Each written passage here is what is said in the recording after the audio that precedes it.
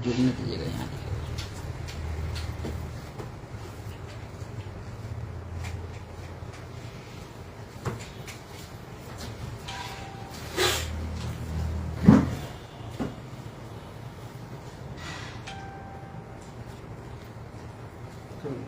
Front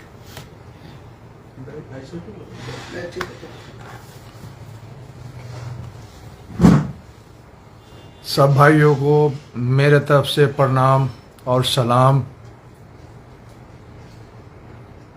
Siwan के समस्त जनप्रतिनिधियों को भी हमारे तरफ से बहुत बहुत मुबारक। आप लोग का शुक्रगुजार हूँ कि इस लड़ाई में आप लोगों ने मेरा भी साथ दिया। जीत हार तो अपने जगह पे है।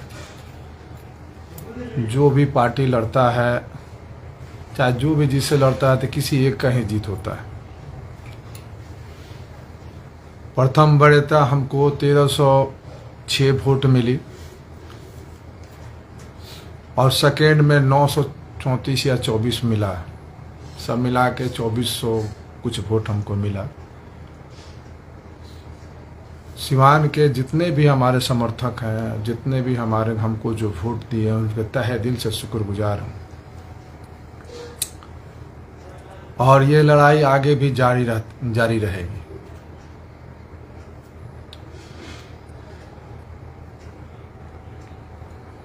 मैंने खुद जाके विनोद जायसवाल को भी अपने तरफ से बहुत ज़्यादा मुबारकबाद दिए और उनको एक सलाह भी अपने तरफ से दिए कि आप पर सिवान के जनप्रतिनिधियों ने विश्वास जताया है, आप सिवान में रहिए, सिवान का विकास कीजिए। तो कल रात में मालूम हुआ है कि वो फिर पटना चले गए हैं। पटना तो जाना ही था उनको।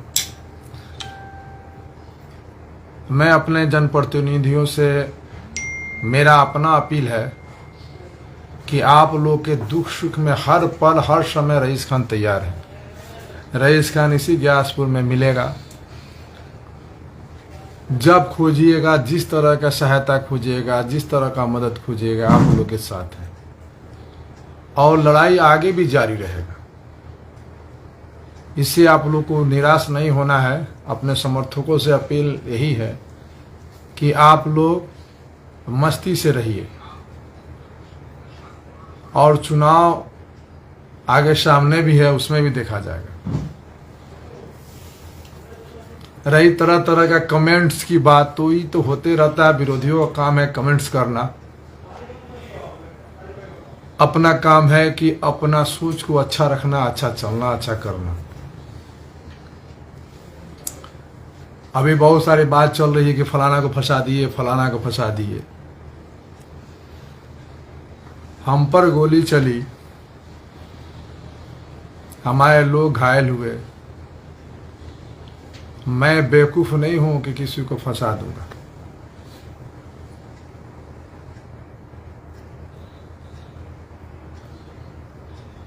जो भी घटना मेरे साथ हुआ वो गलत है। राजनीति करने की आज़ादी सबको है। सब लोग राजनीति कर सकते हैं। एक बेसिस पर राजनीति नहीं होगा। इससे पहले भी चुनाव में मेरी बाप की अपहरण हुई थी, शहाबुद्दीन साहब ने करवाए थे। मेरा बाप को 4-5 गोली लगा था और इस घटना को फिर दोहराया गया हम पर, उसका बेटा ने चलवाया है। मैं ये बात कर रहा हूँ। बहुत लोगों की बात ये लग रही है कि रईस खान झूठ बोल रहे हैं, तो सच्चाई है और सच्चाई सामने आएगा। आज ना कल आए या परसों आए, आना है। पुलिस अपनी तहकीकात कर रही है और जो मैंने एफआईआर किया हूं वो सही है। कुछ लोग कह रहे हैं सिवान छोड़ देने के लिए, तो क्या मैं इस्लाम छोड़ दूं? आप ही नेता बनिएगा जिला का, आप ही का फैमिली से कोई नेता रहे। मैं किसी को बेकसूर नहीं फंसाया हूं। और ये सामने आप थोड़ा सा धीरज रखिए, पेशेंस रखिए, जो भी सच्चाई पुलिस सामने ला ही देगी। तरह तरह का कमेंट्स करने से क्या फायदा, तरह तरह का बोलने से क्या फायदा। पुलिस अपना काम कर रही है, करेगी, और जीत हार लगी रहती है। राजनीति आप भी कर रहे हैं, तो आपके राजनीति में क्या किसी मुसलमान को सिवान में ये अधिकार नहीं है कि आप कोई राजनीति दूसरा मुसलमान भी कर सके?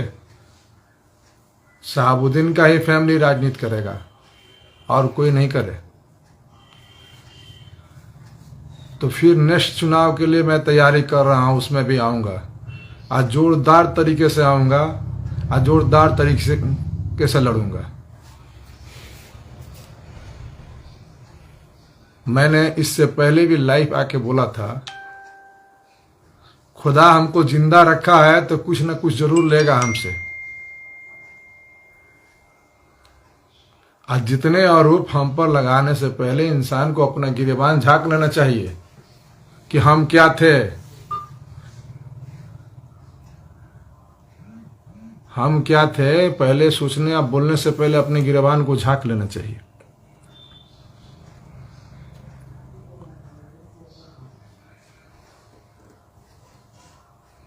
जो भी हम किए हैं वो सच किए हैं। हम पर जो अंधाधुंध गोली चली, अगर हमको लग जाती, हम मर जाते, तो क्या हमारे बाल बच्चे को क्या देते थे? कोई जिसको तकलीफ है कि अपना मेरा बच्चा को कोई फंसा दिया, क्यों फंसा देगा भाई?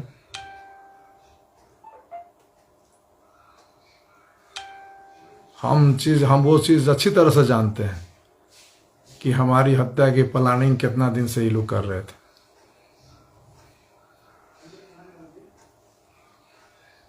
अल्लाह ने बचा लिया। मैं अपने समर्थकों से यही अपील करूंगा कि आप लोग शांति बनाए रखें और आने वाला चुनाव की तैयारी करें। और हम अपने समस्त सिवान जिला के वासियों से अपील है कि मैं आपके दुख सुख में हर पल हर समय उपस्थित हूं। जहां जिस वक्त खोजिएगा उस वक्त मैं रहूंगा। किसी तरह का कोई भी तकलीफ है जिस समय आप हमको खबर दीजिए, मैं जितना देर हमें आने में लगेगा मैं आऊंगा। हम किसी को बेकसूर नहीं फंसाए। उस परिवार के जो अभी जात बेसिस के राजनीति करते हैं, हम अपने यहाँ के राजनेताओं से कहते हैं जो बेकसूर बच्चा जो था वो मरा।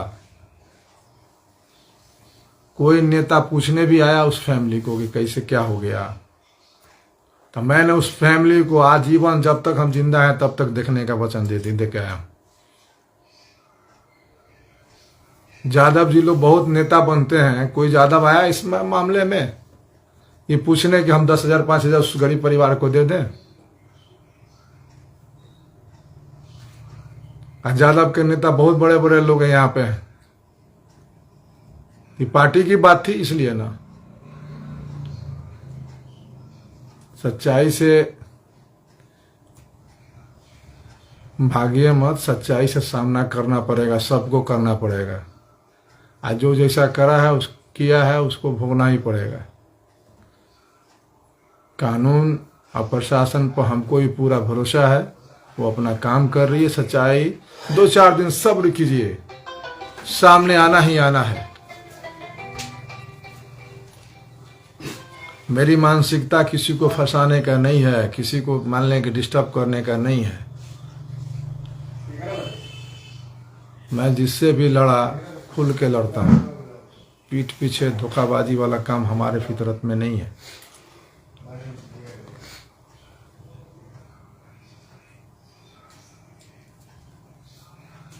अपने सारे भाइयों से अपील करते हैं कि खुश रहिए और अच्छा से रहिए, एंजॉय के। जीत हार तो जीवन का पाठ है। हर समय हर इंसान को इस चीज को झेलना पड़ता है, कभी खुशी कभी गम। लड़ाई जब भी होती है तो किसी एक को जीत होगी।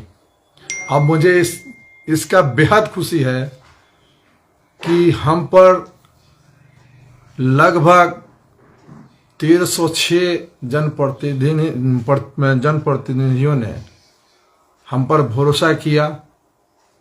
सेकेंड वरीयता में 945 वोट जो मिला, कुल मिला के 2438 या 40 वोट हमको जो मिला, ये सिवान के जनप्रतिनिधियों ने जो हम पर भरोसा किया, मैं उसका बेहद तहे दिल से शुक्रगुजार हूं।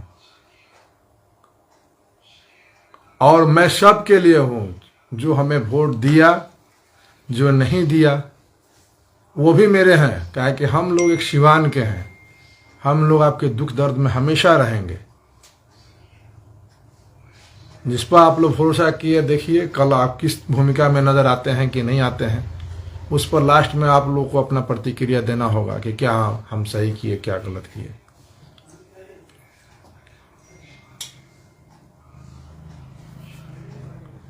थोड़ा सा कभी कभी हम तीता बोलते हैं तो बहुत लोगों को मिर्ची लग जाती है, मगर सच बोलते हैं।